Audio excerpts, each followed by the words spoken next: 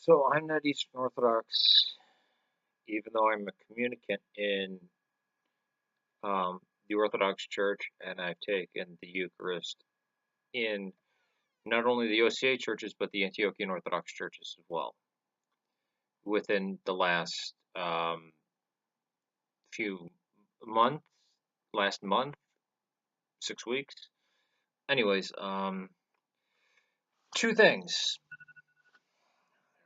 I did I got called off today, so that's why you're not seeing shots of the Eisenhower. For believing in adaptation and change and survival of the fittest, which is not controversial, which the Orthodox Church accepts. And I even said, as for speciation and biogenesis, and especially getting from Homo habilis to modern humans, you would need a lot of jumps. So even the most hardcore creationists, I don't think would even have a problem with that, even though I have a problem with them, because what the hell does this have to do with Christology? Number two, the toll houses. Just like the rapture, never been heard of before until Seraphim Rose came along. Yes, now there was a monastic tradition about this, but what he turned it into, the Orthodox stepped back and said, whoa, that's why he's not a saint and he'll never be a saint. People can write icons of him and try to push him up as a saint, but he's the Orthodox Church, he's not a saint. Here among Damascene, who is his spiritual father, yeah, he's definitely saint. And he wrote what is it? Christ the Infinite Tao. Isn't that pagan? It would be like taking the rapture, and you quote mine the hell out of the church fathers and say, see, they believed in the rapture, or they believed in Calvinism, and there was actually a patriarch about 300 years ago that did that and said, no, the Orthodox Church believes in 5-point Calvinism, and quote mine the crap out of everything. Just like how the Protestants quote mine the hell out of the Bible. And then when they need to back up rapture even more, they go to the church fathers and they quote mine the hell out of that. So quote mining the Philokalia, which again, the Orthodox say, this is not the beginning. Stay away from it for the first 5 years of Orthodoxy. Again, the Desert Fathers are beautiful. They helped me in the beginning. But coming at a massive text like that, actually, a series of texts, very heavy stuff. You need to get the Nicene Creed down. You need to get the Hypostatic Union down. You need to be fully catechized and in the church. And you could be entered into the church because of iconomia through baptism. If they see your baptism is valid, which all Trinitarian baptisms are valid, the Orthodox Church has declared, especially those among the Catholics and the Missouri Synod Lutherans, through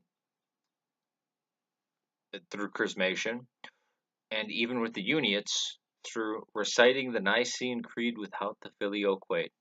Boom, they're in. Why? Because the Eastern Orthodox Church has the office of the keys.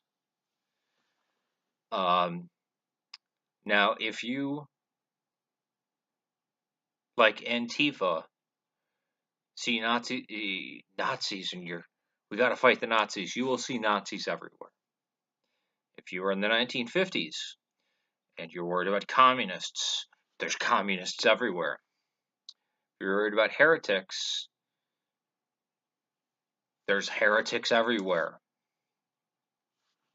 Again, check out his video. And the stalking. And what, I mean, he tries to say I'm a liar for him. He never called me a Satanist. Yeah, he did. And then if someone wants to get technical, says, well, he didn't really call you Satanist. He said you were a pagan.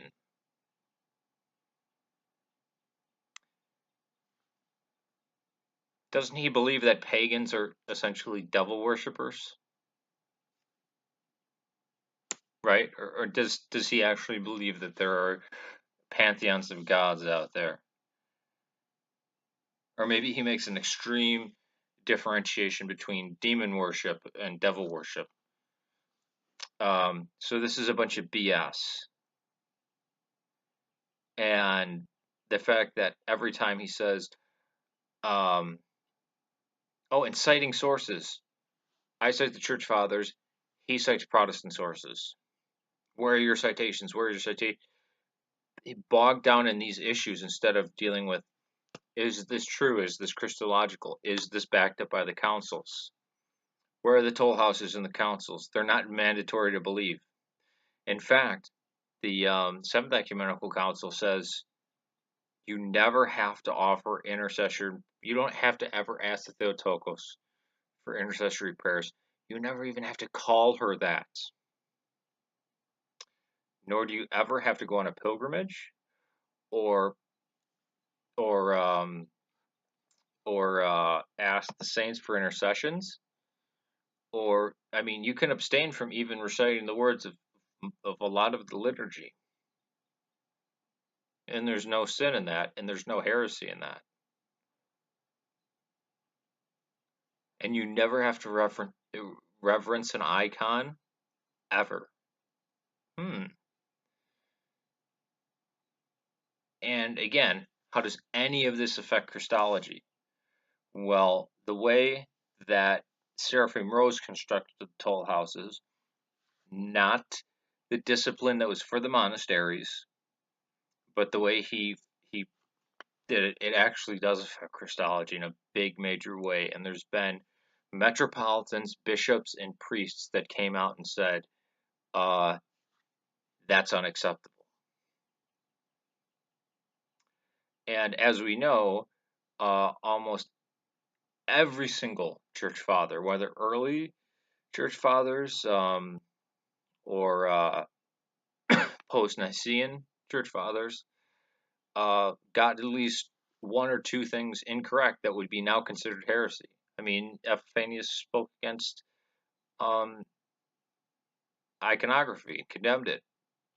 So did Eusebius. I mean, there was a point when most of 80% of the world's bishops were Arians. And then the chief of lying is the I'm never having anything to do with you again. Then coming on my videos, automatically voting them down and saying that I'm incorrect, even though it's like an issue of, yeah, you can prove Christ through the Bible. And he says, well, no, it's your fault because of the title. Because it's never his fault. This is a sign of a narcissist. And then there's that whole thing of, yeah, I'm never speaking, and then boom, just bombarding my comment section. And again, I don't retaliate in kind. And I implore you again, what was the infraction against him that I did?